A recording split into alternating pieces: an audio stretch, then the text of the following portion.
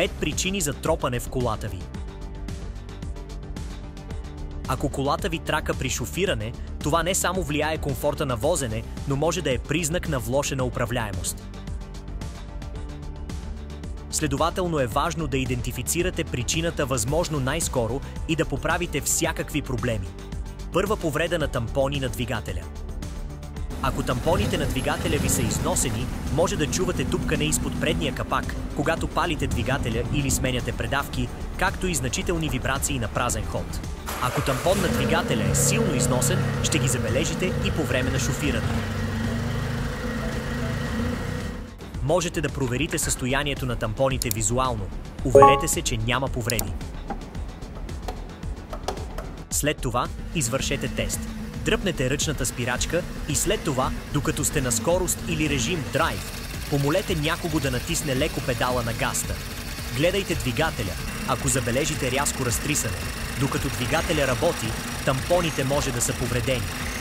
Ако сте открили неизправни тампони на двигателя, трябва да ги смените. Втора хлабавост в колесните лагери. Ако чуете свистене и усещате вибрации от колелата, докато шофирате, особено при високи скорости, колесните лагери вероятно са износени. За да проверите състоянието им, вдигнете колата, хванете всяко колело с 2 ръце и го разклатете. Ако чуете тракане, това означава проблем с колесния лагер. След това, завъртете всяко колело с ръцете си, трябва да се въртят плавно и тихо. Ако чуете необичайни звуци, колесният лагер трябва да се смени.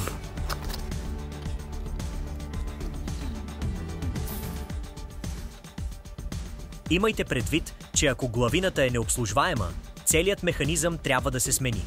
Трети хлабави крепежни елементи на подкалниците. Ако подкалниците са се изкривили и докосват колелото, при шофиране по неравни пътища може да се чува свистене, тракане или тропане.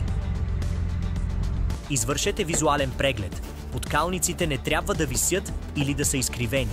За да се уверите, че крепежните елементи надежно закрепени, разклатете компонентите и прегледайте подкалниците. Всичките фиксиращи щипки и самонарезни винтове трябва да са си на местата. Ако е нужно, сменете повредените или липсващи крепежни елементи. Ако пластмасата на подкалника е повредена, временно я закрепете с свинска опашка и след това монтирайте нови части.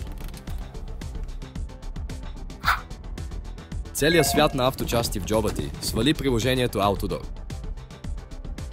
Четвърти разхлабени или повредени крепежни елементи на кората под двигателя.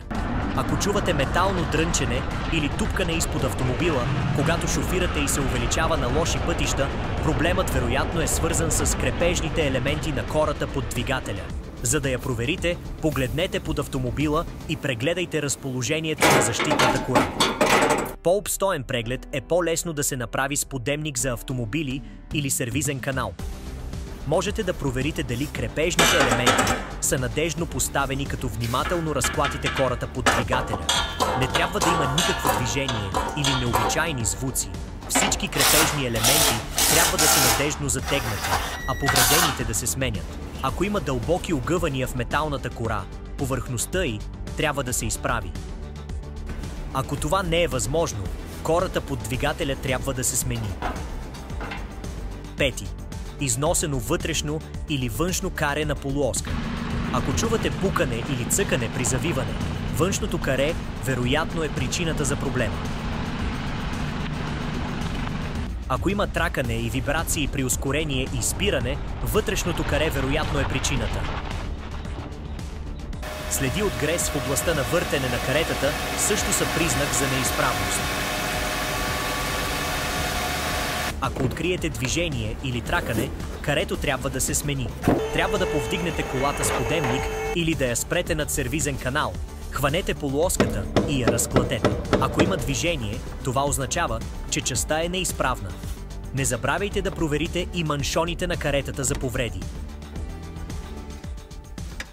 Ако маншонът е скъсан, но карето все още е работоспособно, сменете маншона и смажете шарнира с прясна грес. Покрихме 5 причини колата за тракане от колата ви и как да откриете и решите проблемите.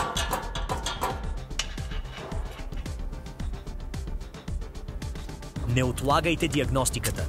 Своевременните ремонти ще подобрят комфорта и безопасността, докато удължават живота на автомобила.